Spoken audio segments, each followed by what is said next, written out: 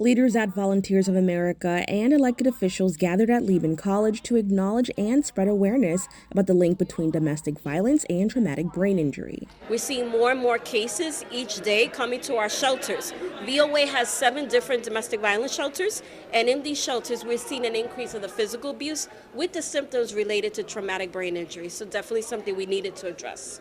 Council member and co-chair for the Women's Caucus, Amanda Farias, explains why this visibility is crucial in the work towards combating domestic violence. This space today that Volunteers of America has been able to put together for all of us has been critical in ensuring that we're bringing that forefront, the issue to the forefront of the conversation, something that's been long ignored and maybe only associated in terms of medical or healthcare needs with men. Advocates are now fighting to ensure people recognize traumatic brain injury as a symptom of domestic violence. So when you think of TBI, it's been basically something that we look at in football, injuries in sports, and it took a lot of advocacy, a lot of strength for a lot of people who do this work for many years to just speak up and say, we're seeing a couple of symptoms that are not related to mental health. We need to look at something else. And then the medical implications came up. Bronx Borough President Vanessa L. Gibson's office led a month-long campaign addressing domestic violence in the Bronx, and she expressed how this effort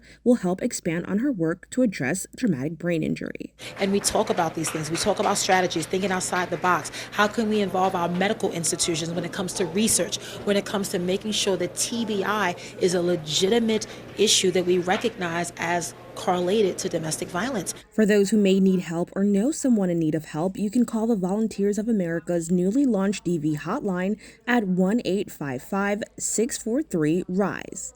Reporting for BronxNet, Kibin Alleyne.